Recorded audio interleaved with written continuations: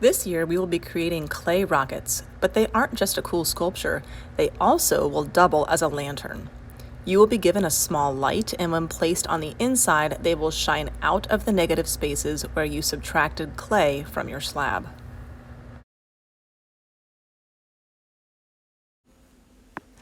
Today, we will start to create our rocket ship lanterns by creating the hull of our ship. We will be constructing the hull using a slab or a flattened piece of clay. To begin, place the lantern template onto your slab, making sure that all the corners and edges are fully on the slab before you begin to cut. Use a popsicle stick like a knife and slide it along the edges of your template to cut your clay slab down to the correct size.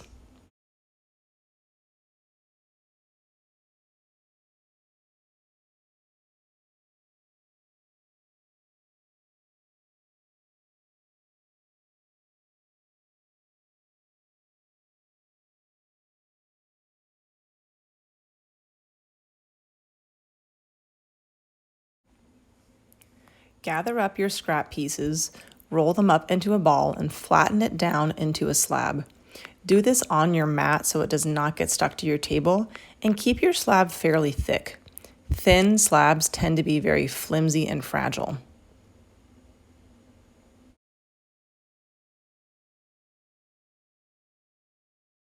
Choose which shape you would like to use for your rocket ship window and use the bigger cookie cutter to cut a shape from your small slab.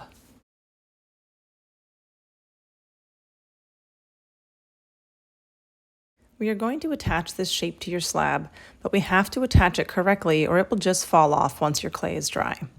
For this, we will need to use slip, which is just very watered down, liquidy clay. Use the toothbrush and your slip cup to score or scratch and attach your shape to the middle of your slab.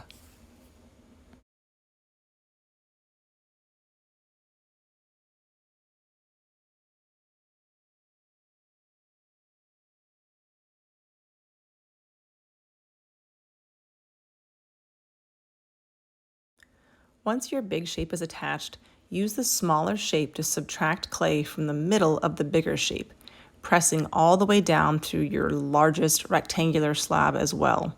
You are going to create negative space in your slab that your light can shine through.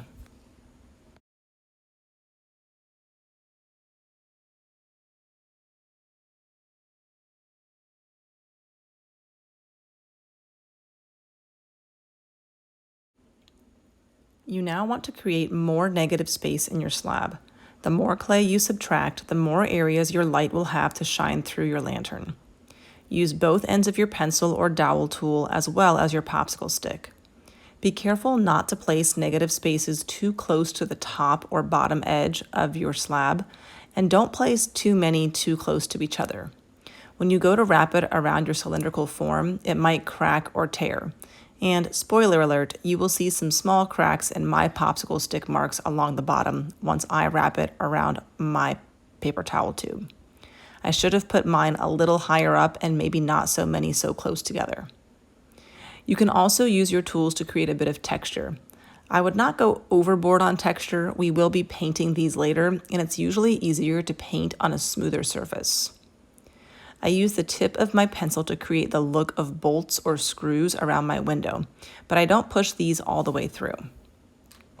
When you are finished, carefully peel up your slab and just check to make sure that all of your negative spaces actually went all the way through and you can see daylight coming through. Clean up or repoke any holes that seem to be a little bit clogged. It is now time to make your slab into a form by wrapping it around an empty paper towel tube. Start by flipping your slab over so you see the backside. Take your paper towel tube and place the edge that has the writing paper wrapped around it at the bottom of your slab. Make sure the bottom edge of the tube lines up with the bottom edge of your slab. Try to roll your slab up and around your tube as tightly and snugly as possible without distorting the shape of your slab. Before you roll it all the way shut, score and add a little bit of slip to the small edge with your toothbrush. And then once you have that slip, you can press firmly and close it up.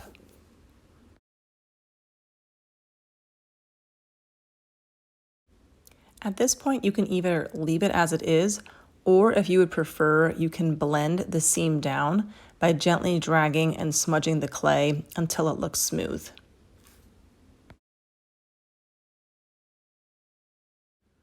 Once you finish smoothing, or once your two edges have overlapped, you might need to go back and repoke some of your holes or details if they happen to kind of disappear.